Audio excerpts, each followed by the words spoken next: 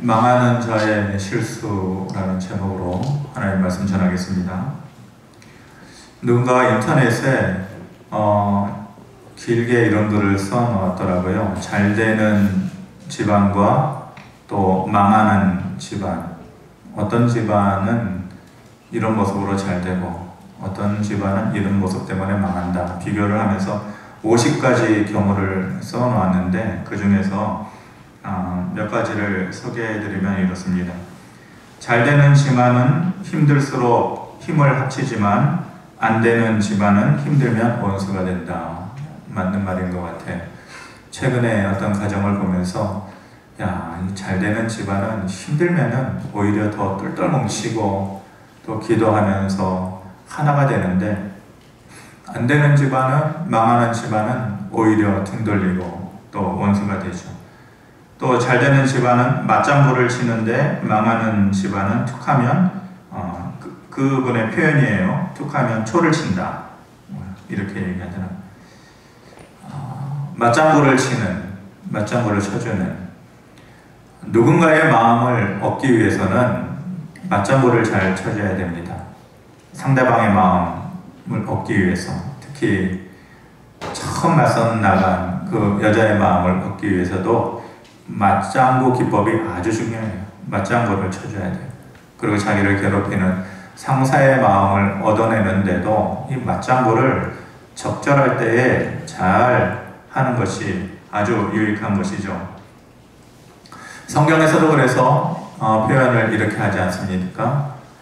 북치면 장구치고 노래하면 춤을 춰라. 이렇게 얘기를 합니다. 맞장구를 잘 쳐줘야 된다는 거죠. 북치는데 딴짓하고 멍하니 있고 노래하고 있는데 울고 있고 이러면 안 된다는 거죠.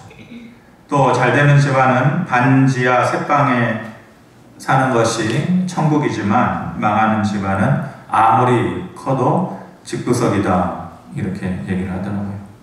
우리가 잘 되는 집안은 어떤 환경에 있더라도 그곳에서 감사가 있고 또 만족이 있는데 망하는 집안은 맨날 그 모습, 이놈의 집구석 아무리 큰 곳에서 화려한 빛을 갖고 살아간다고 해도 이 만족과 또 감사가 없으면은 망하는 집안이 된다는 거죠.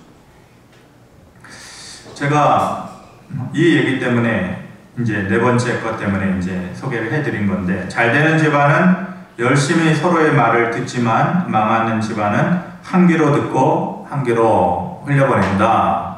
이렇게 얘기합니다. 이 말은 상당히 성경적이죠. 잘 되는 집안은 열심히 그 상대방의 얘기를 귀 기울여 들어준다는 거예요. 이스라엘의 망함의 원인을 여러 군데에서 찾을 수 있지만 예레미야와 많은 선지자들이 공통적으로 얘기하는 첫 번째 이스라엘의 망함의 원인은 뭐냐? 듣지 않음이다. 아무리 얘기해도 귀를 닫고 듣지 않으려고 하는 것. 귀만 막힌 것이 아니라 마음이 막힌 거죠. 마음이 굳어져 있는 것이죠. 네, 망하는 집안은 그렇다라는 거예요. 서로 들어줘야 되는데 아무리 얘기해도 듣지 않는다. 오늘 예레미야 18장은 토기장이의 비유로 시작을 합니다. 하나님께서 예레미야를 토기장이의 집으로 직접 데려가셔서 거기서 현장 교육을 시켜주는 거죠. 그러니까 시청각 교육을 보여주면서 너 분명히 깨달아라 라고 하나님께서 보여주신 것이 있어요. 뭘 보여줍니까? 그릇이 토기장이의 손에서 깨지기도 하고 또 좋은 그릇을 만들기도 하는 그 모습을 보여주는 거예요. 그러면서 깨달으라고.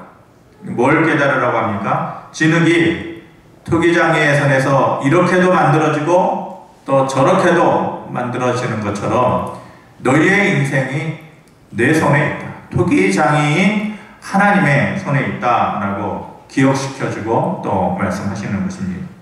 그러면서 아무리 자기가 강한 힘을 가지고 있는 큰 민족이고 그래서 그 힘을 가지고 더 큰 나라를 만들려고 애를 써도 그 뜻대로 되지 않을 것이다. 너희가 그런 힘을 가지고 있다고 해도 너희 마음대로 되지 않을 것이다. 그리고 반대로 아무리 힘이 없어 보여서 이 나라에게 빼앗기고 저 나라에 쫓겨나가고 그러는 것처럼 보이지만 하나님께서 그렇게 쓰러지도록 넘어지도록 내버려 두지 않을 것이다. 허락지 않을 것이다. 그렇게 하나님께서 말씀하시면서 이 말에 너희의 귀 기울이라 이렇게 얘기하십니다. 그런데 그렇게 얘기를 하는데도 이스라엘 사람들이 듣지 않아요. 그 하나님의 말씀을 무시하고 듣지 않는 것이죠. 망하는 사람의 전형적인 길을 걸어가고 있는 것이에요. 오늘 말씀을 통해서 망하는 사람들의 실수가 뭐냐? 두 가지의 경우를 살펴보면서 우리의 삶에 적용해보고 그런 삶을 피해서 또 하나님의 은혜를 얻을 수 있는 삶의 지혜를 얻기를 바라겠습니다. 첫 번째, 망하는 자의 실수가 뭐냐? 하나님을 두려워하지 않습니다 라고 얘기하십니다. 12절의 말씀 같이 한번 봅니다. 시작. 그러나 그들이 말하기를 이는 헛되니 우리는 우리의 계획대로 행하며 우리는 각기 악한 마음이 완악한 대로 행하리라 하느니라. 우리의 계획대로 하겠다. 즉 우리의 생각대로 우리의 마음 먹은 대로 하겠다라고 말하는 것입니다. 분명히 하나님께서 말씀하시기를 아무리 큰 힘을 가진 자라고 할지라도 자기의 마음대로 그것을 이루도록 하나님께서 내버려 두지 않겠다. 막으시겠다고 하는데도 그래도 내가 마음 먹은 대로 하겠다. 내가 생각한 대로 살아가겠다라고 하는 것이죠. 그만큼 하나님의 소리가 들리지 않는 것. 거듭해서 얘기해도 귀를 닫고 있는 것이에요. 사람이 누군가의 말을 귀 기울여 듣지 않는다라는 거, 그 원인이 뭘까요? 그 상대방을 두려워하지 않는 거예요. 왜 자녀가 부모의 말을 듣지 않아요? 부모가 두렵지 않는 거예요. 더 나쁜 자녀들은 오히려 그런 부모를 무시하는 거죠. 두려워하지 않으니까 듣지 않는 거예요. 마태복음 10장 28절에 이렇게 말씀하셨습니다. 몸은 죽여도 영혼은 능히 죽이지 못하는 자들을 두려워하지 말고 오직 몸과 영혼을 능히 지옥에 멸할 수 있는 이를 두려워하라. 몸만 죽이는 사람 두려워하지 말고 너희의 몸과 너희의 영혼과 너희의 삶과 너희의 영생까지 다 망하게도 하고 살릴 수도 있는 그런 힘을 가진 정작 그 하나님을 두려워해야지 몸만 죽이는 사람을 두려워하지 말아라. 그렇게 얘기하십니다. 어릴 적에 시골에 가면은 예전에 한번 말씀드린 것 같은데 꼭 새벽녘에 그게 싸서 그런지 모르겠는데 새벽녘에 도착을 해요. 그 기차 구례역이라고 하는 그 기차역에 내리면은 새벽 4시 정도 돼요. 그러면은 거기에서 그 역전 앞에 다리를 건너가지고 신월리라고 하는 곳으로까지 가는데 얼마나 가로등 같은 게 있나요? 그냥 완전히 칠흑 같은 그런 어둠이고 밤이죠. 근데 꼭 지나갈 때에 그 우물가를 꼭 지나가야 된단 말입니다. 근데 그 우물가는 어려서부터 수도 없이 보고 들었던 곳이에요. 꼭 사람이 죽으면은 그 옆에 섬진강도 있는데 섬진강에 가서 죽으면은 그 사람만 딸랑 데리고 나오면 되는데 왜 우물가에 가서 죽냐고요. 그럼 우물가는 사람들이 물포다 먹어야 되는데 왜 하필이면 거기에 그 여러 사람이 그 우물가에서 죽은 것을 듣기도 하고 보기도 하고 그러니까 그 우물가를 지나갈 때만 되면 얼마나 소름이 돋는지 몰라요. 그냥 막 머리가 그냥 삐쭉삐쭉 서는 듯한. 근데 그 당시에 제가 느낀 게 어머니도 그거를 알잖아요. 그러니까 둘이 가면서 어머니도 무섭고 두렵다는 거예요. 그때만 해도 어렸을 때에 믿음이 있으니까 그냥 그 조그마지만은 아들이라는 자존심 때문에 그냥 나지막히 예수의 이름으로 올라가라. 뭐 그 조그만한 게 근데 그런 믿음이 있었단 말이에요. 그러니까 예수님의 힘이 예수님의 능력이 어린 마음이지만은 이까지 귀신은 이길 수 있다라는 아주 작은 믿음이었겠죠. 그런 마음에서 그렇게 행동을 했었던 것 같습니다. 나이가 들면서 귀신보다 무서운 게 사람이라는 것을 깨닫게 되더라고요. 귀신은 요즘은 그렇게 산기도를 많이 갖지 않지만 예전에는 무진장 많이 다니지 않았습니까? 삼각산도 가고 청계산도 가고 이렇게 가는데 그냥 그 당시에 그런 얘기를 많이 들었어요. 다른 사람의 얘기면은 흘려서 듣겠는데 아주 가까웠던 친구나 후배 귀신을 기도원에 가가지고 귀신을 보았다라는 얘기를 들으니까 그냥 혼자서 그냥 후미진 곳에 가가지고 기도하려고 하면은 막 등골이 다들 경험해 보셨을 거예요. 막 등골이 그냥 오싹오싹 해지고 막 소름이 돋고 몸에 그러는 거죠. 그런데 느끼는 것은 그때마다 생각나는 것은 사람이 무섭지 그런데 미친 사람들 많거든요. 기도하는데 와가지고 뭐 해코지하고 또 뭐 뒤통수 치고 가고 그러면은 그렇게 해서 해를 보는 사람도 있고 그러니까 정작 믿음을 가진 사람에게는 귀신이 무섭지 않아요. 사람이 무서운 거지. 그리고 이 세상이 벌써 그런 세상이 되지 않았습니까? 좀 엉뚱한 사람들 마음에 분노를 품고 지내는 사람들이 얼마나 많아요. 그냥 지나가다가도 어떻게 그냥 그런 불행을 당하는 경우도 많은 거죠. 귀신보다는 사람이 무서워요. 그런데 더 지내다 보고 믿음 생활을 하다 보니 귀신보다는 사람이 무섭고 사람보다는 무서워야 할 대상이 두려워야 할 대상이 하나님이다 라는 것을 깨닫게 되는 거죠. 그 하나님은 언제든지 우리의 삶을 이렇게도 하고 저렇게도 하실 수 있는 분이라는 것이 깨달아지고 믿어지니까 그런 거죠. 목사님 항상 그런 생각하면서 삽니까?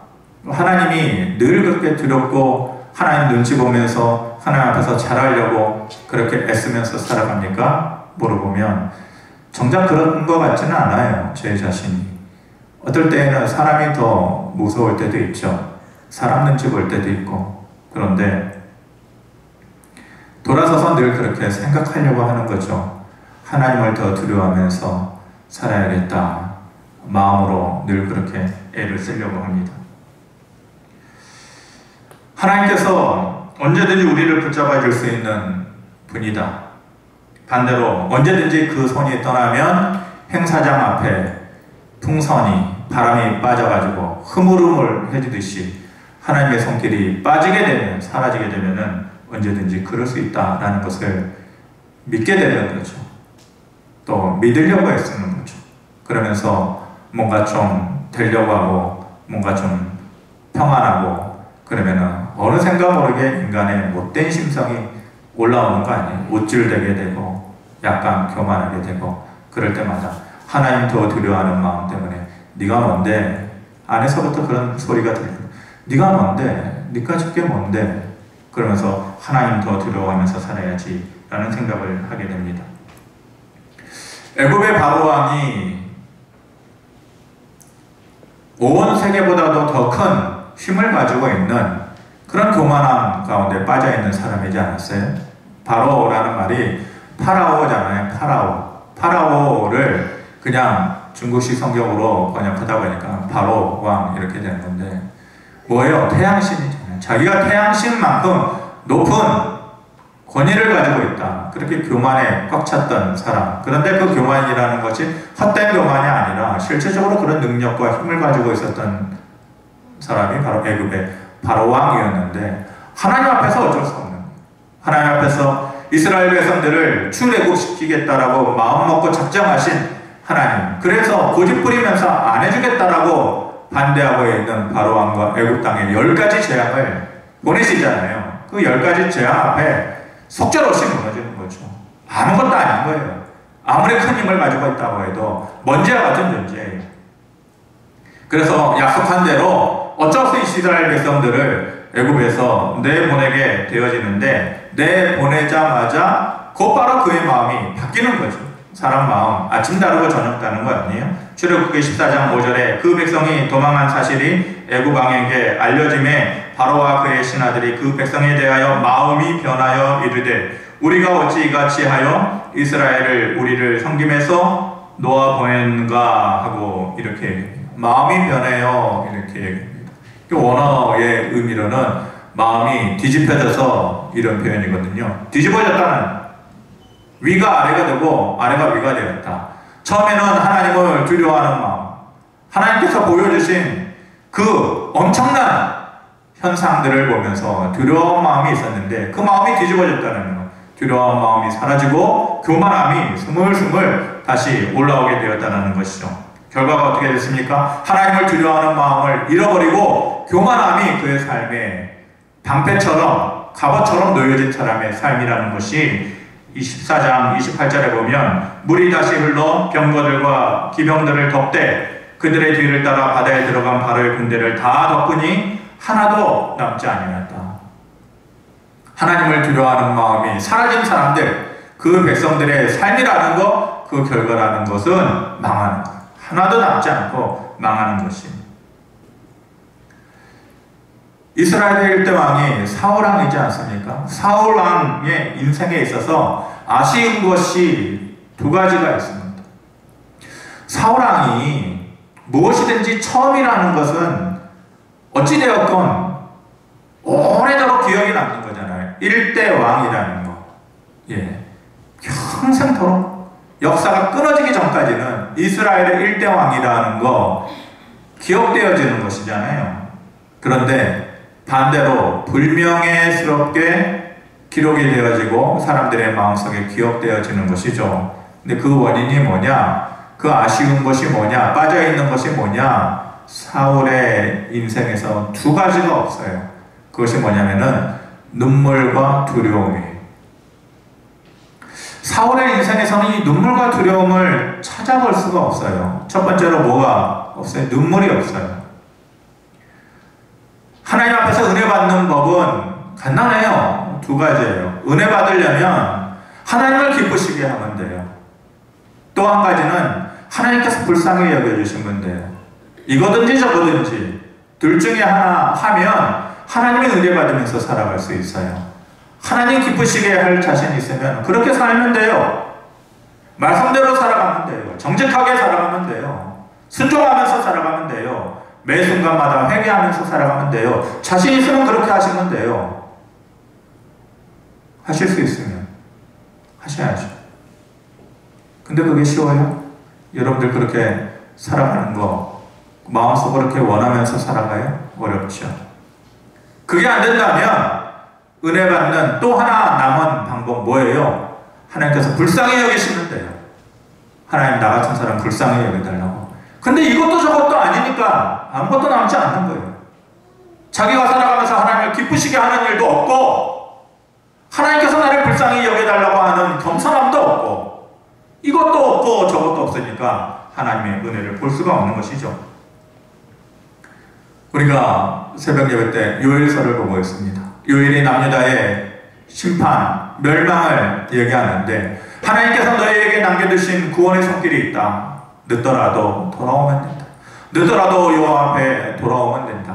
그러기에 모든 백성들은 지도자부터 금식하고 신랑은 그 방에서 나오고 신부도 그 방에서 나와라. 신랑과 신부를 그 방에서 나오라는 게 뭐예요? 신랑과 신부가 얼마나 서로를 보면서 알콩달콩 인간적인 재미가 있겠습니까? 근데 그런 거 끊어버리고 인간적으로 너희가 누릴 수 있는 거 지금 당장 어려움을 당하고 고통을 당하고 있으니까 심판의 경고의 메시지를 받은 상태이니까 끊었고 금식을 하라는 게 뭐예요? 하나님만을 바라보라 해요.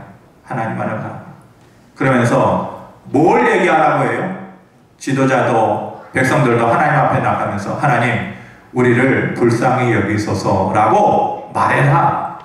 우리를 불쌍히 여기소서라고 말하는 다윗이 하나님 앞에 나아갈 때도 늘 그 말이었어요. 하나님 나를 불쌍히 여겨주세요. 사무엘이 그 백성들, 무지한 이스라엘 백성들 블레셋과의 전투 앞에서 그 위기 앞에 놓였을 때에도 당신은 우리 앞에서 이것을 구해라 라고 하는 것이 뭐냐? 하나님께서 우리를 좀 불쌍히 여기게 해달라고 좀 구해달라. 불쌍히 여겨달라. 그런데 이 사울이요, 이게 없었어요. 하나님 앞에서 눈물이 없었어요. 나를 좀 불쌍히 여겨달라고 하는 그 간절함이 없었던 거예요. 그래서 기억되지 않는 불행한 왕이 된 것이죠. 두 번째로 뭐가 없었어요? 두려움이 없었어요. 두려움. 하나님을 두려움이 없었다는 것. 두려움은 있었어요. 그의 마음 가운데. 누구를 향한 두려움이에요? 사람을 향한 두려움. 사람들이 사라지는 것에 대한 두려움. 사람들이 자기를 바라보는 것에 대한 두려움. 두려움이 있었지만 하나님을 향한 두려움이 아니었던 것이에요. 그렇게 하나님을 향한 두려움이 사라진 백성, 그러한 가정, 교회, 국가, 사회, 모든 것은 개인이든 민족이든 하나님 앞에서 그 흔적을 지우시는 것입니다. 반대로 하나님을 두려워하는 사람들의 삶의 모습이라는 것이 어때요? 하나님께서 영원토록 남겨두시는 것이죠. 기억되게 하십니다. 믿음이 없는 자라도 그래요. 선민이 아니어도 그래요. 이방인이어도 그래요. 자격이 없이 이스라엘 민족 안에 속하지 않은 자라 할지라도, 믿음이라는 그러한 옷을 입지 않은 자라 할지라도 하나님을 두려워하는 자는 하나님께서 남겨주셨어요. 여호수아가 가나안 땅 정복전쟁 처음 할 때에 여리고성을 쳐야 되는데 도저히 여리고성을 무너뜨릴 방법이 없어요. 너무나도 든든하고 단단한 그런 요새예요. 이중적으로 된 요새예요. 정탐꾼을 보내는데 그 정탐꾼이 기생 라합의 집에 처음 들어가죠. 가나안 땅에 사는 여인이에요. 직업이 기생이에요. 낮고 천한 사람이에요.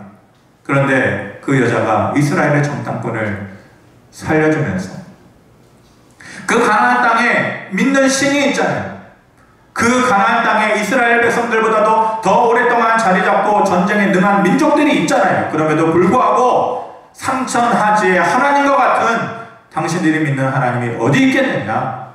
그 하나님이 이 전쟁을 분명히 너희들에게 승리로 이끌어 줄 것이다. 이방 여인이에요. 못 배운 여인이에요. 믿음이 없는 여인이에요.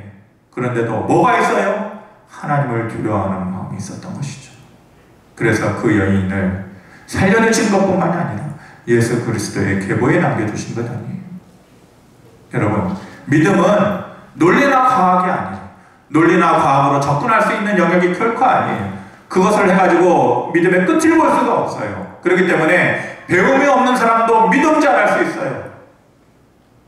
가치 없는 인생이라고 할지라도 믿음 잘할 수 있어요. 그렇게 복잡하고 고급스럽지 않아요. 믿음 뭐예요? 하나님을 두려워하는 마음을 가지는 것. 배움이 없어도 이 기생 라합이 그 마음을 가졌기 때문에 살아남을 수 있었던 것이. 그렇게 여리고성 전투를 마치고 아이성 전투를 승리로 이끄는데 그 소식이 기브온 족속, 가나안 땅의 또 다른 기브온 족속의 귀에 들려지잖아요. 그 기브온 족속의 그 주변에 여러 이미 가나안 땅에 자기에게 동맹국가가 있었어요. 힘을 합칠 수 있는 나라가 있었어요. 이스라엘 백성들이 쳐들어온다 할지라도 자기들끼리 힘 똘똘 뭉치면은 당연히 이길 만한 능력을 가지고 있는 그런 민족들이 있었어요. 그럼에도 불구하고 여호수아의 이스라엘 백성들을 찾아오는 거죠. 먼 곳에서부터 일부러 힘들게 찾아온 것처럼 옷 다 찢어지고 포도즙들 다 헤어지고 그렇게 거짓된 모습으로 신발은 밟고 달아가지고 멀리에서 온 것처럼 거짓으로 그렇게 여호수아 앞에 서는 거예요. 우리는 멀리서부터 온 사람들입니다. 우리를 불쌍히 여기시고 우리를 당신들의 백성으로 좀 삼아달라고. 물 깃는 자라도 좋다고. 나무 패는 자라도 좋다고. 그래서 여호수아가 깜빡 속아가지고 그 사람들을 멀리에서 온 자로 착각을 하고 그 백성으로 받아들여 주잖아요. 알고 보니까 거짓말이었어요. 가나안 사람들이었어요. 그런데 가나안 사람들, 그 땅에 이미 있는 사람들인데 왜 그렇게 거짓으로 해요? 왜 못해요? 이스라엘 백성들이 공동체 안으로 들어오려고 해요? 들었던 거예요. 소문을 들었던 거예요. 뭐예요? 야, 하나님을 믿는 백성이라고 하는 이스라엘의 그 소수 민족이 있는데 전쟁을 하는 것마다 이기면서 오더라. 아이성 전투에서 이기고 여리고성 전투에서 도저히 불가능할 것 같은 그 전투를 이기고 들어오더라. 그 하나님을 믿는 자들이 우리를 어떻게 가만히 두겠느냐. 그의 마음 가운데, 그들의 마음 가운데 뭐가 있었어요? 사람을 향한 두려움이 아니에요. 그 뒤에 있는 하나님을 향한 두려운 마음이 있었던 것입니다. 이방 민족이에요. 선택받지 못한 민족이에요. 그런데 그 두려움을 가졌던 그 자들을 하나님께서 끝까지 살려주시고 역사의 흔적이 남겨두는 것입니다. 하나님을 두려워하지 않은 자는 그 앞에서 눈물을 흘릴 줄 알아요. 하나님을 두려워하지 않은 자는 그 앞에서 기대하는 마음을 결코 접지 않아요. 하나님을 두려워하지 않기 때문에 눈물 흘리지 않는 거예요. 그리고 그 능력을 기대하지 않는 거예요. 그러니까 그런 자는 결국은 망하는 길로 걸어가게 되는 것이죠. 두 번째로 그들의 망하는 자의 실수가 뭡니까? 허무한 것을 따르는 자가 되었다, 이렇게 말합니다. 15절에 물은 내 백성은 나를 잊고 허무한 것에게 분향하거니와 이러한 것들은 그들로 그들의 길 곧 그 옛길에서 넘어지게 하며 곁길 곧 닿지 아니한 길로 행하게 하였다, 이렇게 말씀합니다. 바다에도 길이 있어요. 우리는 잘 전문가가 아니지만은 배가 갈 때에는 바다에도 길이 있어서 그 길로만 가죠. 하늘에도 길이 있어요. 하늘길이 있잖아요. 비행기가 아무렇게나 다니는 건 아니잖아요. 하늘에도 다 길이 있는 것이에요. 마찬가지로 사람이 살아가는 데에도 보이지 않지만은 다 길이 있어요. 그런데 그 길이 아닌 곳을 억지로 헤매이고 찾아다니다 보니까 길이 아닌 곳을 가다 보니 사람이 넘어지고 실패하고 망하게 되는 것이죠. 허무한 것을 따르는 자다라고 얘기합니다. 너희가 허무한 것을 따르는 자가 왜 되었느냐? 하나님이 아닌 것을 따르는 자죠. 허무한 것이라는 게 하나님이 아닌 것이에요. 여기서 말하는 것은 우상을 섬기는 자들이죠. 이방신을 섬기는 자들이에요. 왜 이스라엘 백성들이 모셔왔던, 섬겼던 하나님을 버리고 왜 우상을 섬겨요? 왜 이방신을 섬겨요? 좋은 것 다 누리고 더 풍성해지니까 더 많은 풍성을 구하는 거예요. 더 많은 성공을 구하는 거예요. 그런데 더 많은 풍성과 더 많은 성공을 누가 주냐? 이방신들이 준다라고 생각하는 거예요. 착각하고 있는 것이죠. 오늘로 얘기하면 더 많은 돈을 벌고 더 많은 성공을 누리겠다고 뭐 하는 거예요? 허무한 것에 마음을 빼앗기며 사는 거예요. 하나님이 주시는 것이 아닌, 하나님이 아닌 것에 마음을 빼앗기면서 살아가는 것이에요. 더 많은 돈을 얻기 위해서, 더 많은 성공을 누리기 위해서 그렇게 살아간다는 것이. 그래서 너희가 옛길을 버리고 이래요. 옛길을 버리고. 옛길이 뭐예요?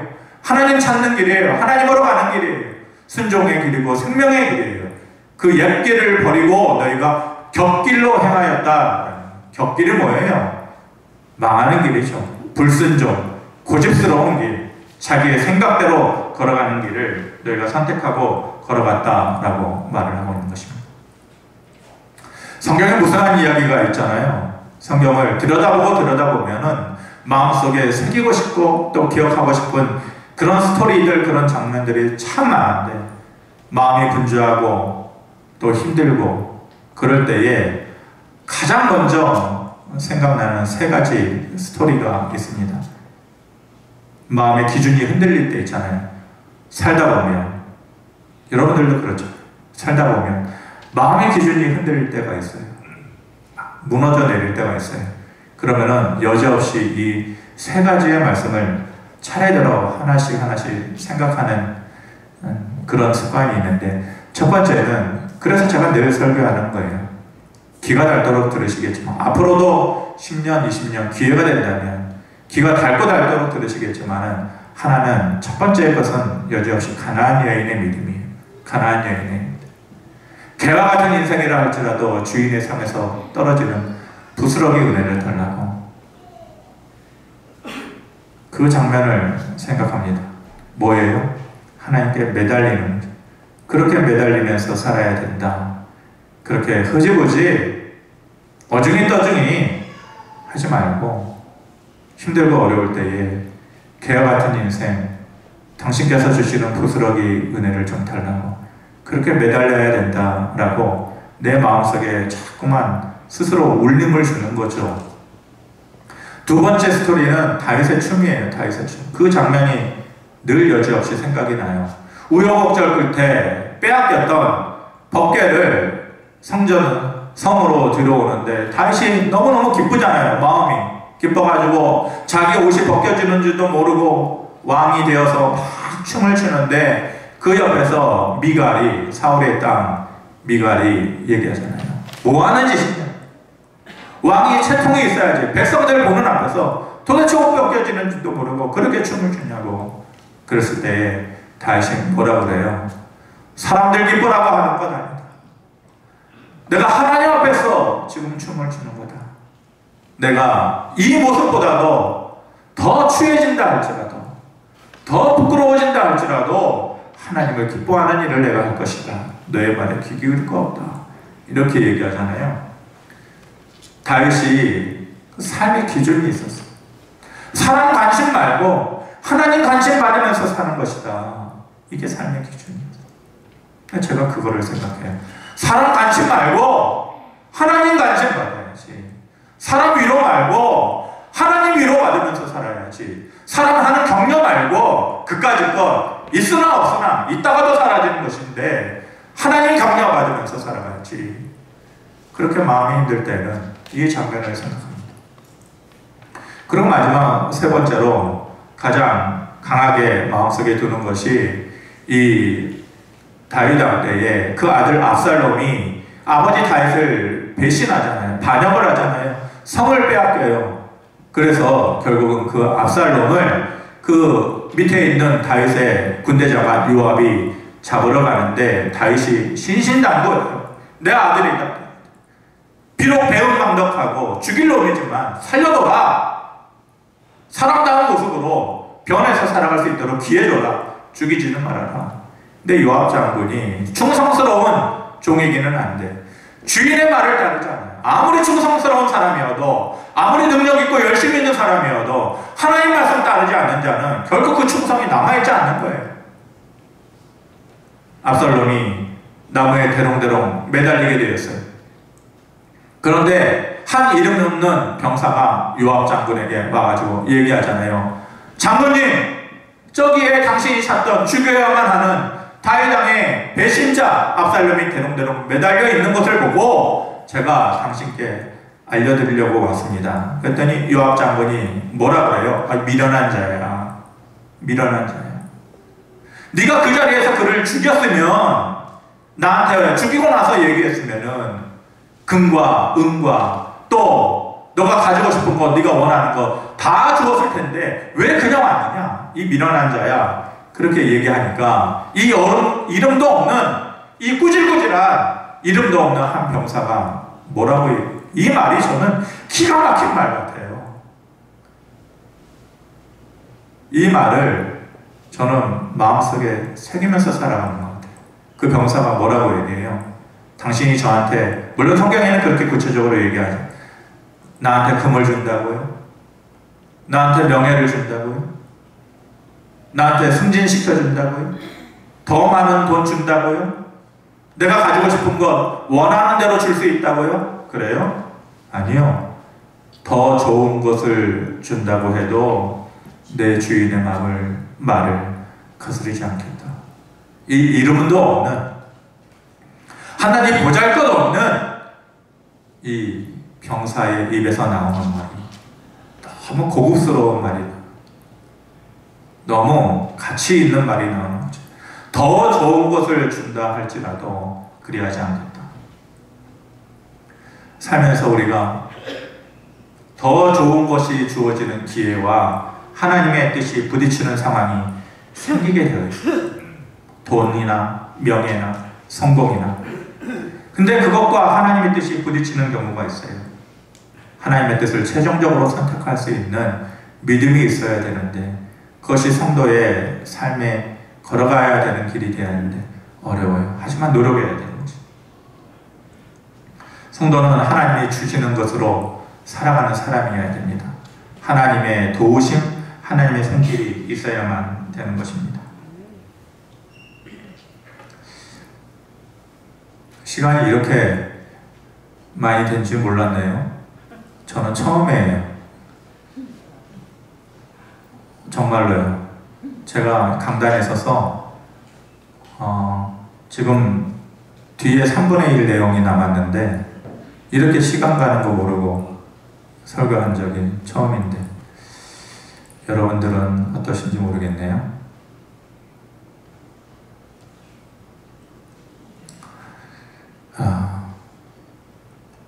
한 전쟁터에 두 사람의 운명이 갈리잖아요. 여호사밧과 아하방이. 아하방과 여호사밧이 같이 전쟁터에 나갔어요. 그런데 한 사람은 자기가 살 것 같았는데 죽어요. 근데 한 사람은 죽을 것 같았는데 살아요. 아하방이 속임수로 얘가 나다! 얘를 잡아라! 라고 변장시켜가지고 여호사밧을 몰아세우는데 정작 자기는 살아남을 것 같았는데 성경에 보면은 표현을 뭐래요? 어떤 한 병사의 무심코 쏜 화살이 아하방의 갑옷 솔깃을 뚫었다. 갑옷의 사이를 뚫었다.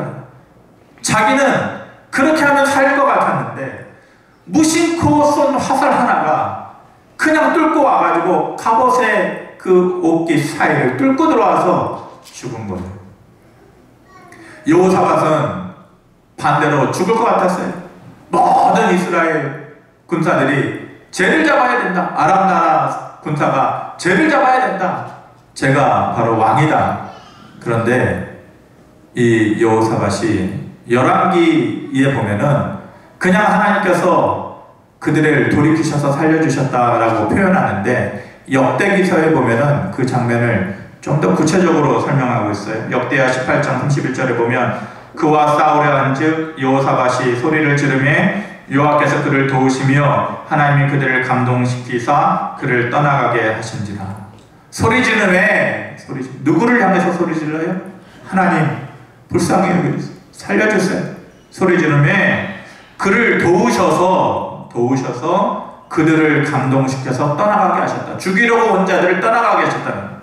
그 찰나의 순간에 한 장소에서 나는 이렇게 하면 살아가게 될 것이야 라고 했던 자는 무심코 쏜 화살에 죽어가는 운명이고, 죽을 것 같았던 한 사람은 하나님의 손길에 의해서 다시 살아나게 되는 것이, 우리가 기억해야 될 것이, 하나님의 손길이 사라지면 살아갈 것 같은 인생인데 결국은 살 수 없어요.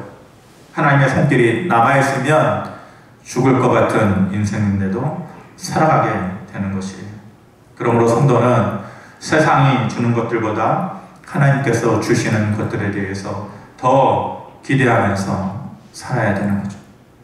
세상의 것이 자꾸 곁길에 내 곁눈질에 보여줄 수 있어요. 그 방법을 선택하면서 사는 사람들이 부러울 때가 있죠. 그리고 그러지 못한 내 인생이 아쉬울 때가 있어요. 그렇지만은 이름 없는 한 병사의 말이 그때 우리의 마음을 울리기를 바랍니다. 더 좋은 것을 준다고 해도 내 주인의 말과 그분이 주시는 것과 바꾸지 않겠다. 이런 믿음의 고백을 하면서 하나님을 두려워하면서 살아갈 줄 알고, 하나님께서 주시는 것을 내 삶의 기본 바탕으로 삼고 자꾸 허무한 것에 마음 돌리지 않고 하나님 믿음이 더욱더 간절해지고 깊어질 수 있는 저와 여러분들이 되어지기를 주님의 이름으로 축원합니다. 고마우신 아버지 하나님, 보이지 않지만 우리가 걸어가야 하는 그 길, 하나님께서 이미 허락해 주신 길입니다. 생명의 길이고 소망의 길입니다. 그런데 우리가 자꾸 곁눈질을 하면서 하나님 두려워하는 마음 잊어버리고 자꾸 허무한 것에 마음 뺏기면서 살아갑니다. 하나님이 주시는 것 아니어도 살 수 있다라고 생각합니다. 무심코 쏜 화살에 살 것 같지만 죽었던 아하방이 되지 않도록 우리의 마음속에 하나님을 더 깊이 생각하고 의지하는 마음을 가지고 살아갈 수 있도록 성령님 도와주시옵소서. 예수님의 이름으로 기도하옵나이다. 아멘.